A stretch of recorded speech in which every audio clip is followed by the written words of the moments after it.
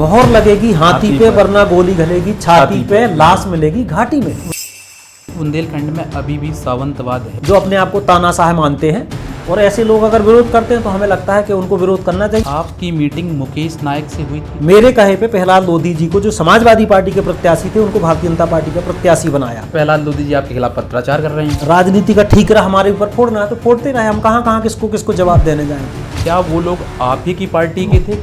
कौन लोग थे आपका विरोध करने के लिए गए? उन मंत्रियों की जिद, अकड़ या दम्भ या अहंकार का है, वो लोग सुप्रीम कोर्ट गए। ये तो उनसे ही प्रश्न पूछना चाहिए। आपका नाम आता है और ब्रिजेंद्र प्रताप जी का नाम आता है तो कि हम बदले के लिए, हम बदलाव के लिए आए हैं। कोई वैश्य अच्छी होती है लेकिन ब्राह्मण कोई अच्छा नहीं होता। ऐसे लोगों को मैं मानता हूँ कि वास्तव में ये टुकड़े टुकड़े गैंग है। कि बीडी शर्मा ने आपका विरोध किया।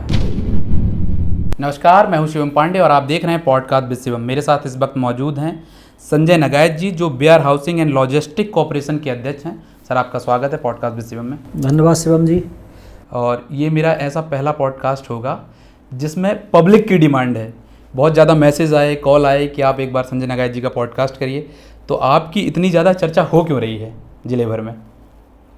वो आपको ही पता होगा क्यों हो रही है। सामान्य तौर पे मैं तो एक भारतीय जनता पार्टी का छोटा कार्यकर्ता हूँ। बिल्कुल। और जब सामान्य कार्यकर्ता को पार्टी इस प्रकार से महत्व दे के काम देती है तो हमें लगता है कि कार्यकर्ताओं की फीलिंग होगी ये। और कार्यकर्ता आमजन से जुड़ा रहने का मैं प्रयास करता हूँ, क्योंकि मेरा काम जितना भी है, यानी मेरी करनी और कथनी में अंतर नहीं है एक तो।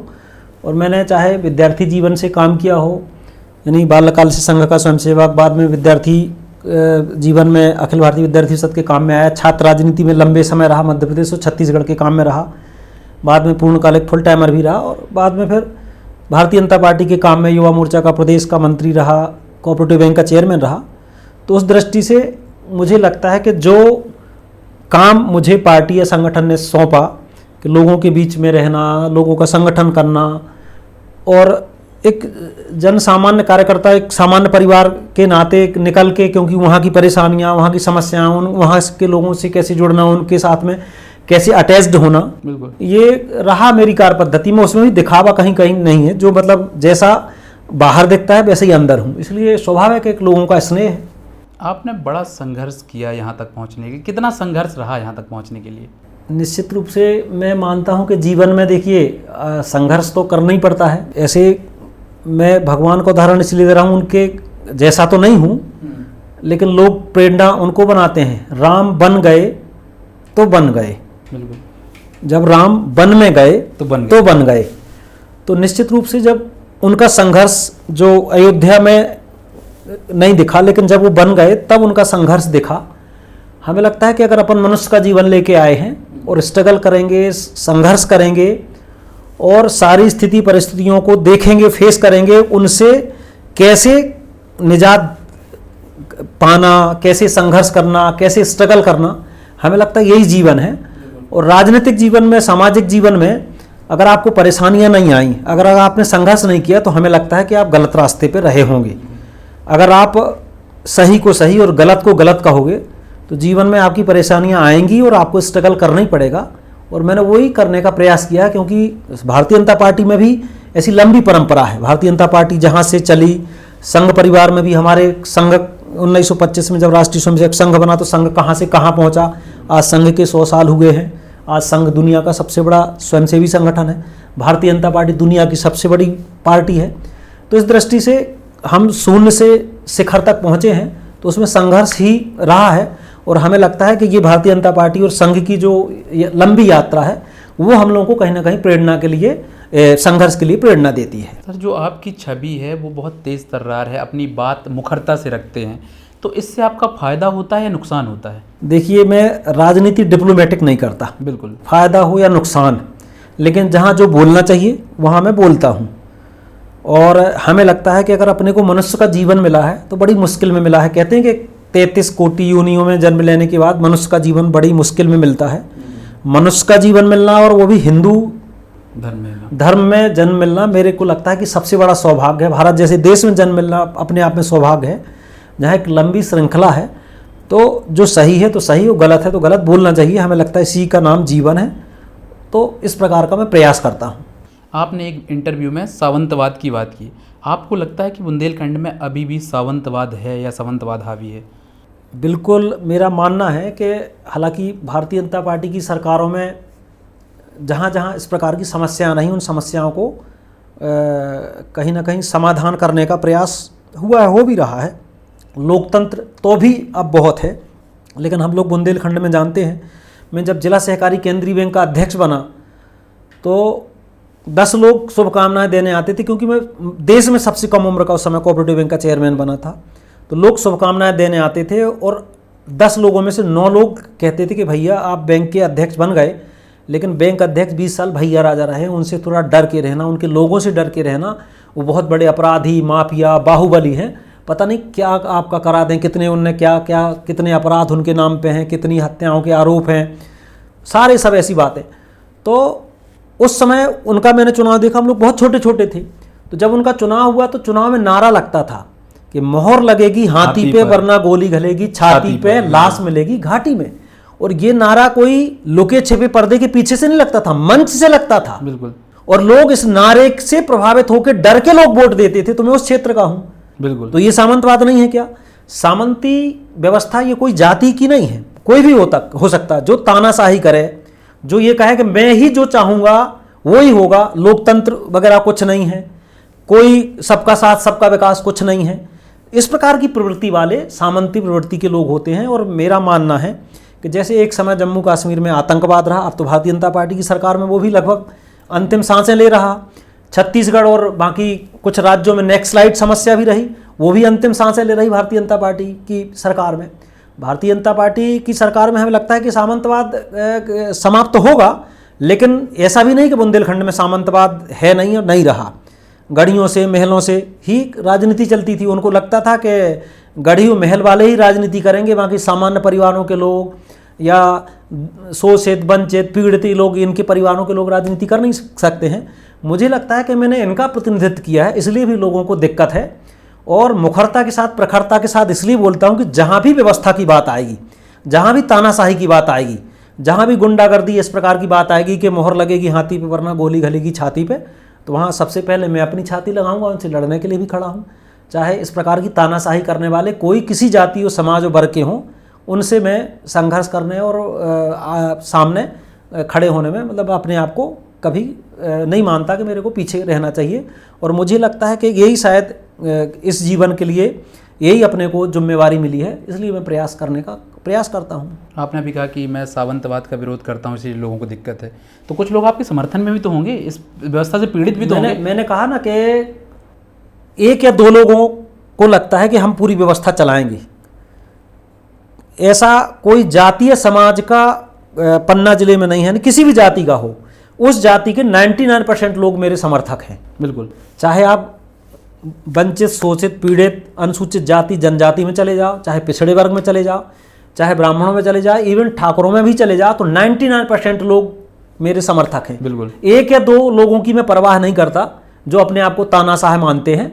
और ऐसे लोग अगर विरोध करते हैं तो हमें लगता है कि उनको विरोध करना चाहिए। अगर उनकी इस प्रकार की गतिविधियां रहेंगी कि नहीं हम मनमानी करेंगे, हम तानाशाही करेंगे और कोई सामने आएगा तो हम उसको बर्दाश्त नहीं करेंगे, उसको हम ख़त्म कर देंगे, तो ऐसे लोगों से हम लड़ने का हमें लगता है कि हमें ही जीवन मिला है तो हम ऐसे लोगों से लड़ते रहेंगे। ऐसे लोगों की मनमानी तानाशाही नहीं चलने देंगे। 1-2 लोग तो वैसे भी अपवाद होते हैं हर विषय में। निश्चित रूप से। विधानसभा चुनाव के समय आपकी मीटिंग मुकेश नायक से हुई थी, कांग्रेस प्रत्याशी से, क्या ये बात सच है? शायद आपको ध्यान हो 2018 का चुनाव बिल्कुल एक टर्निंग पॉइंट था। भारतीय जनता पार्टी के कैंडिडेट बृजेंद्र प्रताप सिंह जी हो गए थे। बिल्कुल। पार्टी नेतृत्व ने कहा कि आप ये 2-3 नाम हैं, इनमें से आप जो सुझाव देंगे उसको हम कैंडिडेट कर सकते हैं। और सिटिंग टिकट घोषित होने के बाद बृजेंद्र प्रताप सिंह जी की टिकट पवई से पन्ना की चली गई। और वहाँ प्रहलाद लोधी जी समाजवादी पार्टी से नॉमिनेशन हो गया था उनका, उनको भी फॉर्म मिल गया था, प्रत्याशी थे। बिल्कुल। तो पार्टी ने कहा कि ये प्रत्याशी हो सकते हैं, अगर आप कहोगे तो हम इनको प्रत्याशी बना देंगे। तो मैं अपने को भी सौभाग्यशाली मानता हूं कि प्रदेश नेतृत्व ने, माननीय उस समय के तत्कालीन मुख्यमंत्री ने मेरे कहे पे प्रहलाद लोधी जी को, जो समाजवादी पार्टी के प्रत्याशी थे, उनको भारतीय जनता पार्टी का प्रत्याशी बनाया। मुकेश नायक से आमना सामना हुआ। मुकेश नायक बहुत बड़े नेता थे और जो हमारा प्रत्याशी था भाजपा का, वो सामान्य पैदल बिल्कुल मध्य प्रदेश का सबसे गरीब प्रत्याशी था, साधन संसाधन भी नहीं थे। आपको ध्यान होगा पूरा चुनाव मैंने लड़ा, तन मन धन से लड़ा, सभाओं से लेके क्या नहीं किया, बल्कि वो हमारे जो प्रत्याशी थे प्रहलाद लोधी जी पैर से ही बेचारे विकलांग हैं, वो कहीं जा नहीं पाए, ना प्रचार में जा पाए, ना गांव-गांव जाए। उनके प्रतिनिधि के तौर पे मैं गया और आज तक के पवई के इतिहास में सबसे सर्वाधिक भारतीय जनता पार्टी लगभग 25,000 वोटों से वो चुनाव जीती। प्रहलाद लोधी जी विधायक बने, उस चुनाव में हमने मुकेश नायक को परास्त किया था। अब इससे बड़ा उदाहरण क्या होगा। बाकी अब ये अफवाहें जिसको चलाना है, जिसको अपनी राजनीति का ठीकरा हमारे ऊपर फोड़ना है तो फोड़ते रहे, हम कहाँ कहाँ किसको किसको जवाब देने जाएंगे। प्रहलाद लोधी जी का आपने समर्थन किया, प्रहलाद लोधी जी आपके खिलाफ पत्राचार कर रहे हैं, विरोध कर रहे हैं।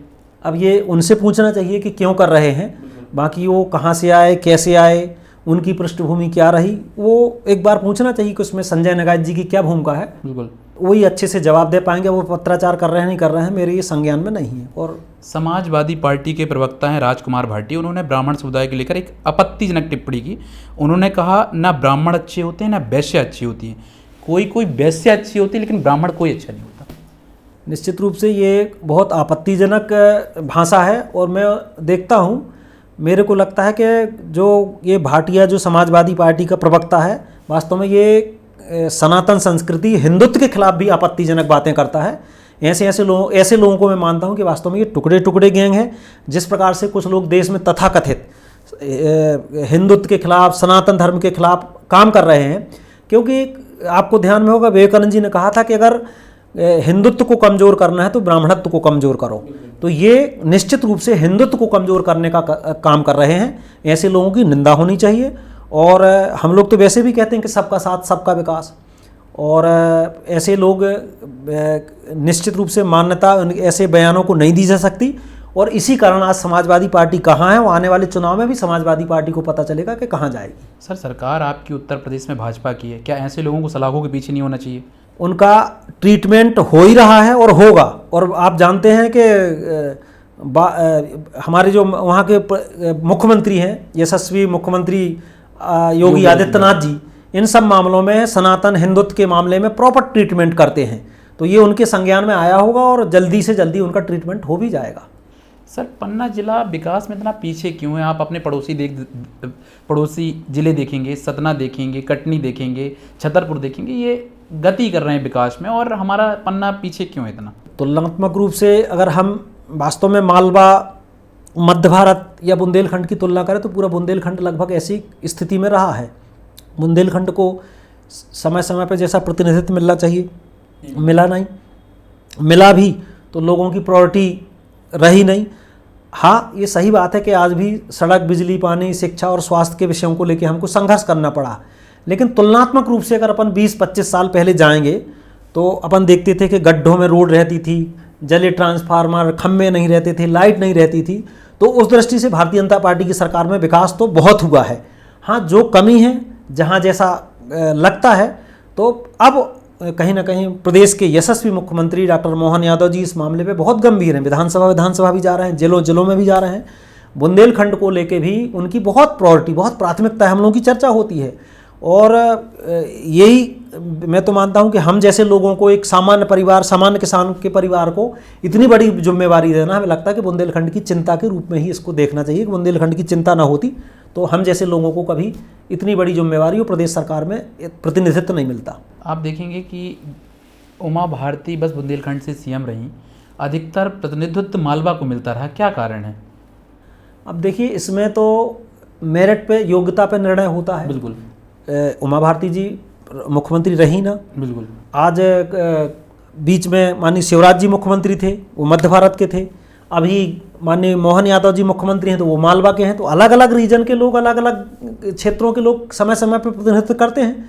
मुझे लगता है कि भारतीय जनता पार्टी में योग्यता और समर्पण और काम करने की प्रतिबद्धता को ही पार्टी मानती है। और भारतीय जनता पार्टी ने लगभग हर रीजन पे, यानी उमा जी रहीं, बाबूलाल जी रहे, शिवराज जी रहे, फिर अभी मोहन यादव जी हैं, तो हर रीजन बाई रीजन कहीं ना कहीं मौका दिया है। और इसके बाद भी मंत्रिमंडल में यही प्रयास किया जाता है, जब मंत्रिमंडल या निगम मंडल बनते हैं, कि किस क्षेत्र से, किस जाति, किस समाज के लोगों का। कुल मिला के जो भारतीय जनता पार्टी है सर्वस्पर्शी और सर्वव्यापी पार्टी है। हर जाति, हर समाज, हर वर्ग, हर क्षेत्र का प्रतिनिधित्व हो, इसके लिए भारतीय जनता पार्टी का नेतृत्व बहुत गंभीर रहता है। आपने एक इंटरव्यू में कहा कि मेरा विरोध करने कुछ लोग दिल्ली तक गए। क्या वो लोग आप ही की पार्टी के थे? कौन लोग थे आपका विरोध करने दिल्ली गए? हमें पता चला था वो कौन है। सामान्य तौर पे मुझे लगता है कि बनने के पहले अगर पार्टी के लोगों ने भी विरोध किया होगा तो बनने के पहले किया होगा। अगर बनने के बाद भी अगर विरोध कर रहे हैं या बनने के बाद भी अगर सोशल मीडिया में कुछ या मीडिया में प्रोपोगंडा फैला रहे हैं, हमको ये भी पता चला था कि 10 सूत्र में एक खबर छपी थी, उसमें लिखा था कि बीडी शर्मा ने आपका विरोध किया। कितना उचित मानते मेरे हैं? को तो ऐसी कोई जानकारी नहीं है कि आदरणीय बीडी शर्मा जी मेरा विरोध करेंगे, क्योंकि हम लोग साथ में संगठन मंत्री रहे हैं, विद्यार्थी परिषद के कार्यकर्ता रहे हैं, वर्षों हम लोगों ने साथ में काम किया है। ये तो उनसे ही प्रश्न पूछना चाहिए, लेकिन ऐसा कहीं कोई कारण नहीं लगता कि आदरणीय बीडी शर्मा जी मेरा विरोध करेंगे। और कहीं ना कहीं उनका स्नेह है, मेरी कल ही उनसे बात हुई और हो सकता कोई अफवाह फैला रहा हो, लेकिन जो लोग भी अगर विरोध कर रहे होंगे तो अब तो विरोध करने का या कोई ऐसी कारण नहीं बनता। पार्टी नेतृत्व सारी सब चीज़ों पे विचार करके हर एंगल से सोच करके निर्णय करता है। तो पार्टी नेतृत्व ने निर्णय किया तो हमें लगता है कि पूरी भारतीय जनता पार्टी साथ है। कहीं किसी के मन में कुछ रहा होगा भ्रम तो उसको दूर कराने का पार्टी नेतृत्व ने प्रयास किया ही होगा। जब आप पन्ना जिले के कोऑपरेटिव बैंक के अध्यक्ष बने तो आपके ऊपर गंभीर आरोप लगे, जांच भी हुई, दोष मुक्त भी हुई। क्या पूरा मामला था? ये एक घटनाक्रम है कि 2011 में स्थानीय कुछ राजनीति के चलते स्थानीय विधायक, फिर मैं वही उल्लेख करूंगा कि वही तानाशाही प्रवृत्ति, वही सामंती। कौन? अब वो मेरी मर्यादा है। नहीं, मैं तो देखिए तो आपसे जो है आपकी जो मुखरता है, मैं तो चाहता हूं कि आप स्पष्टीकरण से जवाब दें। वो नहीं तो उस पर मिसअंडरस्टैंड हुए हमारे मंत्री जो उस समय के तत्कालीन सहकारिता मंत्री थे, उन्होंने मन से ही आरोप लगाए। मन से आरोप लगाने के बाद कुछ आपत्तिजनक ऐसी बातें, शब्दावली ऐसा जो उनने किया, उसको लेके वहाँ उपस्थित कार्यक्रम में हजारों किसानों ने उनका विरोध किया। विरोध करने के बाद तत्कालीन सहकारिता मंत्री जी को लगा कि हमारे शान के खिलाफ है। बाद में उन्होंने भ्रष्टाचार के 19 आरोप लगाते हुए, वो पुराने भैया राजा के कार्यकाल, क्योंकि 20 साल कोऑपरेटिव बैंक के चेयरमैन अशोक वीर विक्रम सिंह भैया राजा रहे मेरे पहले, तो उनके कार्यकाल के जो भ्रष्टाचार के आरोप हैं, उनके कार्यकाल के आरोपों को मेरे ऊपर मढ़ते हुए 19 भ्रष्टाचार के गंभीर आरोप लगाते हुए हमारा बोर्ड भंग कर दिया। और सुपर सेशन की कार्रवाई में ये एक शर्त रख दी कि ये 6 साल कोऑपरेटिव के किसी चुनाव को लड़ नहीं सकते हैं। जब ये बात आई, माथे पे कलंक लगा कि हमने भ्रष्टाचार के आरोप लगे हैं, इसके कारण बोर्ड भंग किया, तो हमारे जो समझने वाले लोग थे, जहां हमारी श्रद्धा थी, पार्टी नेतृत्व के लोग थे, विचार परिवार के लोग थे, उनसे सबसे मैंने निवेदन किया। तो सबका यही सुझाव था कि अगर ये गलत है तो आपको न्यायालय में लड़ना चाहिए। हालांकि क्योंकि सरकार में उस समय तत्कालीन सहकारिता मंत्री और जो भी लोग व्यवस्था में थे वो थे, मतलब ऐसा भी नहीं है कोई, वो तो नामजद पार्टी भी हैं। मेरे सुप्रीम कोर्ट के मामले में मेरी ही सरकार के 2 मंत्री नामजद हैं, रहे हैं और पार्टी रहे हैं, मतलब उसमें कोई वो, तो वो सारा प्रकरण चला। मैं हाई कोर्ट से जो आरोप लगे, सुपर सेशन हुआ, आरोप लगे, मैं हाई कोर्ट गया, हाई कोर्ट से मैं जीता। तत्कालीन उन मंत्रियों की जिद, अकड़ या दम्भ या अहंकार का है, वो लोग सुप्रीम कोर्ट गए और सुप्रीम कोर्ट में भी हिंदुस्तान के सबसे महंगे और बड़े वकील मेरे खिलाफ किए गए। रोहिंटन नारीमन, फाली नारीमन उस समय के सबसे महंगे वकील थे, वो कांग्रेस सरकार के सॉलिसिटर जनरल थे। और अभिषेक मनु सिंह भी जो कांग्रेस के उस समय प्रखर प्रवक्ता थे, देश के सबसे महंगे वकील थे। और वो किसके तरफ से किए गए? मध्य प्रदेश की भाजपा सरकार की तरफ से किए गए। करोड़ों रुपए मेरे खिलाफ खर्चा किया। तो माननीय सुप्रीम कोर्ट के जो जज साहब थे वो कहते थे कि पन्ना जिला एक छोटा सा जिला, एक छोटा सा व्यक्ति और छोटा सा बैंक, उसके खिलाफ हिंदुस्तान के इतने बड़े बड़े वकील, कोई ना कोई तो कारण होगा। फिर वो लंबा प्रकरण चला। सुप्रीम कोर्ट ने ही पूरे प्रकरण की जांच फिर से भारतीय रिजर्व बैंक से कराई। तो रिजर्व बैंक ने दूध का दूध और पानी का पानी करते हुए कहा कि इसके कार्यकाल में किसी प्रकार का कोई भ्रष्टाचार नहीं हुआ, इनके कार्यकाल में बैंक स्वर्णिम युग में आ गया। वसूली, रिकवरी, डिपॉजिट, बाकी जो काम होते हैं कोऑपरेटिव के, इसके समय बहुत अच्छे काम हुए। ऐसे व्यक्ति को अगर पनिश करेंगे तो देश में फिर कोऑपरेटिव में कोई काम करने लायक ही नहीं बचेगा। और ये राजनीतिक दुर्भावना से, राजनीतिक दबावश की गई कार्रवाई लगती है।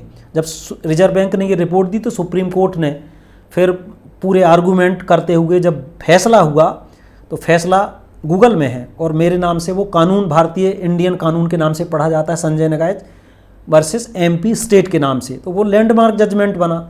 सरकार के खिलाफ स्ट्रक्चर पारित हुआ, सरकार को 1 लाख का जुर्माना सरकार को लगाया और जिस अधिकारी ने हमारा बोर्ड भंग किया था उसको 10,000 का जुर्माना लगाया। प्रदीप निखरा भी आपने सुना होगा, छत्तीसगढ़ में किसी आवास संघ वाले मामले में जेल भी गए, वही थे उस समय अधिकारी। तो कुल मिला के अगर मैंने गलत किया होता तो पहले माननीय हाई कोर्ट, फिर माननीय सुप्रीम कोर्ट से मैं क्लीन चिट कैसे पाता, फिर उसी बीच में कुछ भ्रष्टाचार के आरोप लगाते हुए लोकायुक्त और यूडब्ल्यू में भी शिकायतें की गई। तो बाद में वो भी जांच फिर सरकार ने खुद ही करी और सारे मामलों में ये पाया कि संजय नगाइच इन सब मामलों में कहीं इन्वॉल्व नहीं। सारे सब जो केस थे या जो भी ये कार्रवाइयाँ हुई राजनीतिक दुर्भावना से, इनको परेशान करने के लिए, इनको तंग करने के लिए की गई। तो मैं ये मानता हूँ कि ये सारी भी प्रक्रिया कहीं ना कहीं बुंदेलखंड के सामंतवाद का सबसे बड़ा उदाहरण है। ये तो आपकी मर्यादा है कि आप उनका नाम लेना नहीं चाहते। मैंने कहा ना कि मेरी मर्यादा है, लेकिन जो लोग भी रहे हैं तो सारे मतलब जनता के सामने एक्सपोज हुए, और एक्सपोज हुए उस समय 2013 का चुनाव भी था। मैं मई 2013 में सुप्रीम कोर्ट से जीत के आया और बाद में फिर आपको परिणाम भी हुआ आया कि 2013 में ऐसे लोगों को पवई छोड़ के जाना पड़ा। तो जो जैसा करता है, देखिए शिवम जी, वैसा भरता है। मैंने कभी किसी के विरुद्ध राजनीतिक बदले से काम नहीं किया, और अभी भी मैं कह रहा हूं कि मैं अगर वेयर हाउस कॉरपोरेशन एवं लॉजिस्टिक कॉरपोरेशन का चेयरमैन बना हूं तो भारतीय जनता पार्टी के प्रदेश नेतृत्व, यशस्वी मुख्यमंत्री माननीय डॉक्टर मोहन यादव जी, हमारे कुशल संगठक प्रदेश के अध्यक्ष आदरणीय हेमंत खंडेलवाल जी ने और बाकी पूरे संगठन ने बहुत सोच समझ के अगर ये जुम्मा दिया है तो मुझे बदले के नहीं, बदलाव के लिए काम करना है। बिल्कुल, मुझे भारतीय जनता पार्टी के नेतृत्व ने जो काम सौंपा है उसके लिए काम करना है। मेरे पास फुर्सत ही नहीं इनको ऐसे लोगों के लिए ना नाम लेने की, ना उनके विरुद्ध काम करने की। क्या लगता है आपको, मध्य प्रदेश में कांग्रेस पार्टी कभी वापसी कर पाएगी? अभी जैसी परिस्थितियां हैं, कभी अटल जी ने कहा था कि आप भाजपा से लड़ते लड़ते देश से नहीं लड़ना। बिल्कुल, उन्हें अटल जी ने कहा था कभी कि कांग्रेस से कि आप भाजपा से लड़ते लड़ते राम से नहीं लड़ना। आज कांग्रेस कहीं ना कहीं टुकड़े टुकड़े गैंग, सनातन हिंदुत्व विरोधी एक गैंग बन गई है हमें लगता।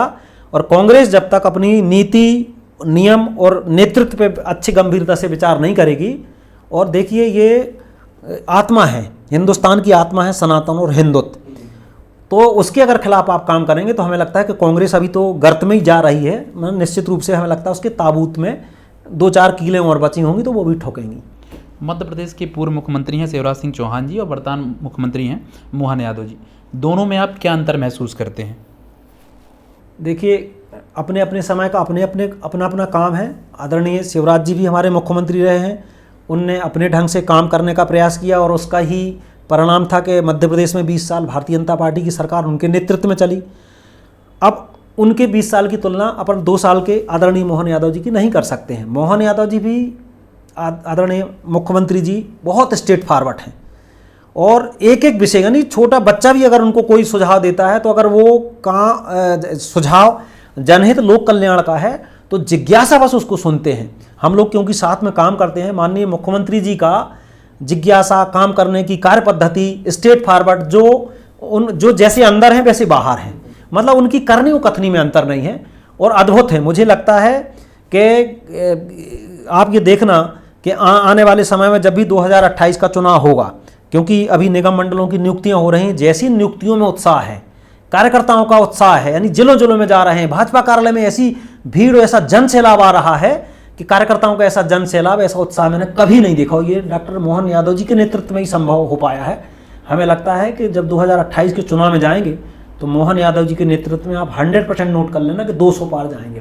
सर, आखिरी के 3 सवाल हैं, गंभीर सवाल हैं, आप चाहें तो जवाब दे सकते हैं या स्किप भी कर सकते हैं, उसमें किसी प्रकार का संशय नहीं है। पन्ना जिले के तीनों विधायक राजेश वर्मा जी, ब्रजेंद्र प्रताप जी, प्रहलाद लोधी जी से आपके कैसे संबंध हैं? मैंने कहा ना कि भारतीय जनता पार्टी ने मुझे बड़ी जिम्मेवारी दी है। मैं तो चाहूँगा कि सब साथ में रहें और अभी भी मैंने सबसे बात करी है और 18 तारीख को मैं जाने वाला हूँ। पहली बार, प्रथम मेरा गृह जिले में जाना होगा, तो मैंने पार्टी के नेतृत्व को भी आग्रह किया था और बाकी सभी विधायकों को भी आग्रह किया है। मेरे तरफ से किसी प्रकार का, मैंने कहा कि मेरी तरफ से ना कोई बेमनस्ता, ना कोई पूर्वाग्रह, मेरे संबंध ठीक है। अब उनके मन में क्या है कि वो ही बता सकते हैं। बाकी मैं प्रयास करूंगा कि 18 तारीख को जब मैं जाऊं तो ऐसे आदरणीय वो तीनों जनप्रतिनिधि, बाकी भी जनप्रतिनिधि, कार्यकर्ता सभी साथ में रहें, क्योंकि अपन को भारतीय जनता पार्टी की जिम्मेवारी मिली है। मैं कोई प्राइवेट लिमिटेड कंपनी तो चला नहीं रहा। सर देखिए, मतलब बहुत ज़्यादा आप जब आपका नाम आता है और ब्रजेंद्र प्रताप जी का नाम आता है तो आपकी राइवलरी की चर्चा जिले में बहुत ज़्यादा होती है। अब है परंपरागत रूप से कुछ ऐसे विषय आए, हमें लगता है बीच के लोग भी कन्फ्यूजन पैदा करते हैं, लेकिन अभी इस बीच में ये नियुक्ति से लेके और इस पूरे विषय पे भी कहीं ना कहीं विधायकों से और स्थानीय जो पन्ना जिले की जो पूरी पदाधिकारी हैं या जो नेतृत्व है उनसे भी प्रदेश नेतृत्व ने बातचीत करी है, और सबसे बातचीत करने के बाद या सहमति होने के बाद ही ये मेरा निर्णय हुआ है। तो हमें नहीं लगता है कि इस निर्णय में प्रदेश नेतृत्व ने जो निर्णय किया है, यानी निर्णय प्रदेश नेतृत्व तो प्रदेश सरकार का है, तो उससे चाहे वो माननीय विधायक हों, हमारे तीनों विधायक, चाहे हमारे आदरणीय ब्रजेंद्र प्रताप सिंह जी हों, चाहे प्रहलाद लोधी जी हैं, राजेश वर्मा जी असहमत हों, तो मुझे लगता है कि प्रदेश नेतृत्व का निर्णय है, वो सहमत होंगे। और मैं तो आग्रह करूंगा, मैंने आग्रह किया भी है कि वो 18 तारीख के कार्यक्रम में सब लोग साथ में रहेंगे। राजेश वर्मा जी के साथ तो आपकी फ़ोटो बहुत वायरल होती है। नहीं, राजेश वर्मा जी के साथ में भी वायरल है, आपने प्रहलाद लोधी जी के भी साथ में देखी होंगी, आपने ब्रजेंद्र प्रताप सिंह जी के साथ में भी देखी होंगी। अब यह है कि अभी थोड़ा समय रहा कि मैंने खुद ही थोड़ा राजनीतिक कार्यक्रमों और बाकी गतिविधियों से, खासकर जिले की राजनीति से थोड़ा अपने आप को दूर कर दिया था, क्योंकि मुझे यहाँ भोपाल में भी भारतीय जनता पार्टी कार्यालय में कुछ काम कुछ ऐसे मिले थे, उन जिम्मेवारियों के निर्वहन के कारण मैं जिले में समय नहीं दे पा रहा था। बाकी मेरे को फ़ोटो खिंचवाने में किसी जनप्रतिनिधि या किसी कार्यकर्ता के साथ में कभी परहेज नहीं है, और मैं चाहता हूं कि हमें पन्ना जिले के विकास के लिए, बुंदेलखंड के विकास के लिए काम करना है। अगर वो 1 कदम चलेंगे तो मैं 2 कदम क्या 4 कदम चलने के लिए तैयार हूँ। और मैं उनको भी कहता हूँ, अगर उनके मन में, किसी के मन में कुछ हो तो मेरे मन में कुछ नहीं है, क्योंकि मैंने कहा ना कि फिर मैं कह रहा हूँ कि हम बदलाव के लिए आए हैं और भारतीय जनता पार्टी ने बड़ी जिम्मेवारी सौंपी है। मेरा प्रयास यही है कि जो प्रदेश नेतृत्व की मंशा है कि सबका साथ, सबका विकास और सबका विश्वास, इस संकल्प और सूत्र को लेके मैं चलूँ, और यही मेरा प्रयास है। आपको लगता है कि पवई विधानसभा में जातिवाद है? नहीं, देखिए, जातिवाद को तो एकदम स्पष्ट रूप से नहीं कह सकता हूँ। हर जाति, हर समाज के विधायक रहे, बिल्कुल। कुछ लोग जरूर, थोड़ा जो चलता है सोशल मीडिया में, कुछ 1 या 2% लोग प्रयास करते हैं, लेकिन खासकर भारतीय जनता पार्टी की सरकार में, जब केंद्र में माननीय मोदी जी के नेतृत्व में भारतीय जनता पार्टी की सरकार आई, और जहाँ जहाँ भारतीय जनता पार्टी की सरकार है, आप भी जानते हैं कि सनातन हिंदुत्व को लेके जो प्रयास भारतीय जनता पार्टी के नेतृत्व द्वारा होता है, तो ऐसे छोटे-छोटे जो प्रयास जो जातिवाद और टुकड़े टुकड़े गैंग कहीं ना कहीं करती है, जातिवाद में बांटने का प्रयास करती है, अपने आप समाप्त हो जाते हैं। मैं नहीं मानता कि कोई छोटे-छोटे कोई प्रयास कर रहा होगा तो वो भारतीय जनता पार्टी की व्यवस्था पे, भारतीय जनता पार्टी की सरकार में कभी सफल हो पाएगा। और ऐसे लोग अगर प्रयास करेंगे तो उनको, अगर उनने समाज में वैमनस्यता फैलाने का प्रयास किया या जातिवाद करके लोगों में किसी प्रकार से लड़ाई झगड़ा या वैमनस्यता या इस प्रकार का कोई भी वो पैदा करने का प्रयास किया, तो ऐसे लोगों को हम बर्दाश्त नहीं करेंगे। सर, आप कोई मैसेज देना चाहते हैं अपने ज़िले की जनता के लिए, प्रदेश की जनता के लिए? मैं तो यही कहूँगा कि भारतीय जनता पार्टी के प्रदेश नेतृत्व, प्रदेश के यशस्वी मुख्यमंत्री डॉक्टर मोहन यादव जी ने एक बड़ी जिम्मेवारी मुझे वेयर हाउस एवं लॉजिस्टिक कॉरपोरेशन की सौंपी है। इस दृष्टि से उस क्षेत्र में क्या नवाचार हो सकता है, क्या नया काम हो सकता है, क्योंकि किसानों से जुड़ा हुआ सेक्टर है, बहुत संभावनाएं हैं। कोऑपरेटिव, नागरिक खाद्य आपूर्ति और वेयर हाउसिंग चाहे तो लगभग 60 से 70% आबादी को प्रभावित करता है। इस क्षेत्र को हम और क्या अच्छा से अच्छा कर सकते हैं, इसके लिए भी लोगों के मैं सुझाव मांगूंगा, क्योंकि अभी मैं पन्ना जिला जाने वाला हूं, तो मैं वहां के लोगों से भी अपील यही करूंगा कि कोई किसी प्रकार की वाहन रैली या बड़ा रोड शो वगैरह मेरे समर्थन में ना करें। मैं चाहूँगा कि मैं जो नगरीय क्षेत्र हैं उनमें पैदल या ईवी से जनसंपर्क या जो भी लोगों का स्नेह है उसको शोभा यात्रा या रैली के माध्यम से पूरा करूंगा। और जहां जिन लोगों को कार्यक्रम में आना है तो कार्यक्रम में सीधे आ जाएं, लेकिन किसी प्रकार का बड़ा वाहन वगैरह का काफिला इस प्रकार का प्रदर्शन न करें, क्योंकि देश के यशस्वी माननीय प्रधानमंत्री मोदी जी ने अपील की है, प्रदेश के मुख्यमंत्री डॉक्टर मोहन यादव जी ने भी अपील की है, तो उनकी अपील को मानते हुए हमें डीजल पेट्रोल की बचत भी करनी है। उस दृष्टि से हम काम करेंगे, वो आगे भी जब तक इस प्रकार की पैनिक स्थिति है, क्योंकि हमें पता है कि इजराइल और ईरान के युद्ध के बीच में इस प्रकार की स्थितियां निर्मित हुई हैं, तो उसको लेके हम भी लोगों से आग्रह करेंगे कि उस गाइडलाइन का पालन करें। तो साथियों, ये थे हमारे साथ संजय नगायत जी, जिनने बहुत सरलता से और बहुत उत्सुकता के साथ जवाब दिया।